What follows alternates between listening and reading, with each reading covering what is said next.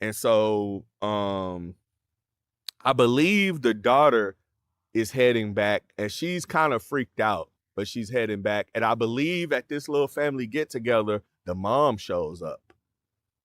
And so, wow. So the mom comes back. She looks a little, you know what I'm saying, a little bit messed up. But, I guess one of the family members were able to convince her to show up and kind of, show up now.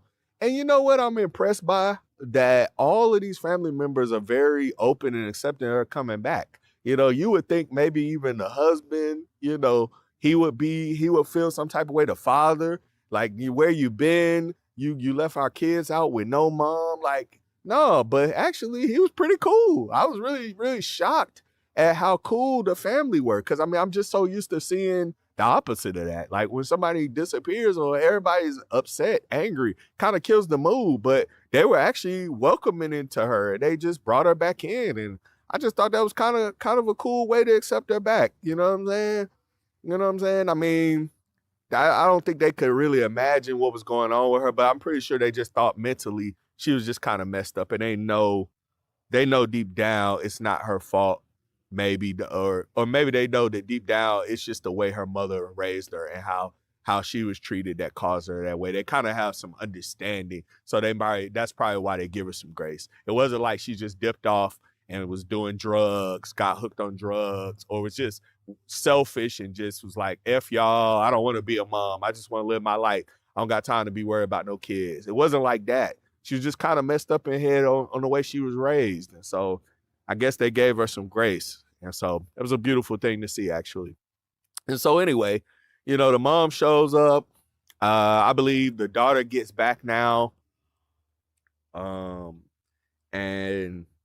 things are kind of crazy, but everybody's having a good time. They trying to get her to unwind. Everybody's drinking, they barbecuing, things are going well. And then, finally something happens to where a whole trap goes over. And then next thing you know, this guy falls back and his head just gets the lawnmower rips into this dude's head and is tearing his body up, like in the lawnmower in this scene. When I tell you this is insane, this is twisted, terrifying. Like, man, you're like, what the like if you think the grandma's death was bad in front of his granddaughter, man, the whole family just watched this dude get ate up in a freaking lawnmower. This is insane.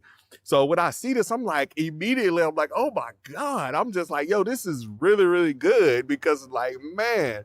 And so I just thought that these deaths right off the back, these first couple of deaths were really good deaths. Very, very good deaths, very bloody, very, very twisted, entertaining deaths. So kudos to them for these deaths. And so at this point now, the daughter sits them down. She ain't got no choice but to believe it. If it was ever in question that the grandma was lying, after seeing her grandma and now this person's head getting torn up into a dang, a freaking, after seeing a person's head in a lawnmower, I think you got some conviction now that grandma was telling the truth. I don't think you can question death anymore at this point. I think this is Final Destination, baby. Death is on your ass. So yes. So she sits the whole family down and tells them that death is coming for all the bloodlines. And there it is. That's why this movie is called Bloodlines. And now I have some clear understanding of where this is coming from. Now, this does put a little twist of something we've never seen before. We've never seen somebody survive and long enough to create bloodlines that now are not supposed to exist. And now death is now taking out the grandma. It's coming for all of them. And so I believe next what ends up happening is she sits them all down and she tells them what grandma tells them death is coming for them.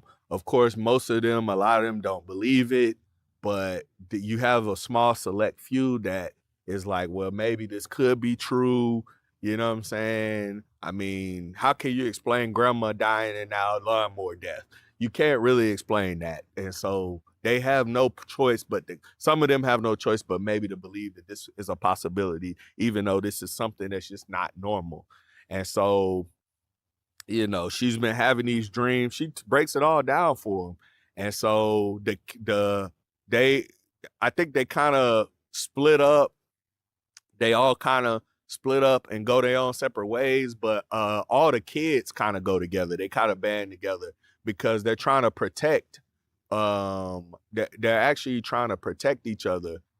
Actually, no. At first, that's not what happens. At first, they just kind of split up because they don't believe her right away. They don't. They kind of split up and go their own ways. But she's convinced, and she's trying to help them and explain things to them, but they're not getting it. So the oldest person, they show a scene where he goes to get I'm not sure if it's a tattoo or a piercing or something. And in this scene, it's pretty clear that it looks like he is about to die. They start showing those little things that start turning to show that he's about to die. But in actuality, nothing happens to him. He survives. And so you're like, wait, what? Why is he dead? I'm confused. We don't know what the hell is going on. And so then the next thing that happens is they're on a truck. Something's going on where the daughter, who I think is the next oldest, she is in a truck. And so this is also something I forgot to mention. She explains to them the order they're supposed to die in based on the oldest to the youngest, like who's next and what order they're supposed to die in, because they're all part of that set bloodline. And so what ends up happening next is the next oldest, underneath the guy that we saw that you thought was going to die, she ends up dying in a very terrifying, disturbing, freaking way, man. When I tell you these deaths were awesome, they were subtle, they were creative, very well thought out and well planned. I got to give it to them with the Final Destination. They did a good job with these deaths. Yeah, so anyway, so after the sister dies, now everybody now believes it. So now they sit back down and have another talk. And that's when it's revealed that the oldest son that we thought was going to die, the reason why he didn't die, because she had a child out of wedlock. And so now we understand now that the oldest son is not actually. Then when he finds out who his father is, it's kind of a comical moment because he's like, what? My dad is this guy? And so he's kind of disappointed in who his dad is. It's kind of funny when he finds out who his dad is. It's kind of funny. And that's one thing about Final Destination. It's always done a good job at mixing comedy and like horror, terrifying deaths and horror mixing and intertwining with each other. A lot of times the way people die is what makes it kind of entertaining. It's kind of funny. And so anyway, once the sister dies, and they meet up, they finally have a talk. Now everybody believes her. And they kind of split up and all the young people kind of go together. And I think they go to talk with the kid, the black kid who almost died, who almost like fell off the glass thing with the grandma. And so I can't remember exactly who died first. Well, no, I'm assuming it had to be the little girl, because if it wasn't, they would have killed him first. So like it obviously didn't skip him. He must have been the last person to die.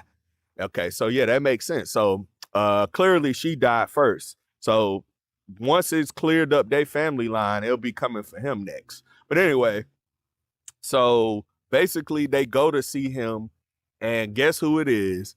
It's the mortician I told y'all about earlier that was in the first Final Destination. This dude is in a lot of the Final Destinations. I don't know if he's in all of them. He might be, but I know for a fact he's in a good bit of these Final Destination movies. He kind of makes a little cameo. He's probably the only,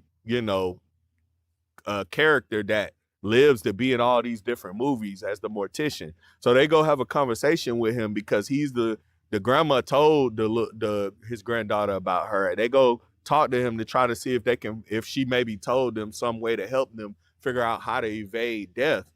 And when they go talk to him and tell him, hey, the grandma died, and they talk about how they had that relationship, that close little knit relationship, and how appreciative he was for keeping herself alive all this time so he could stay alive.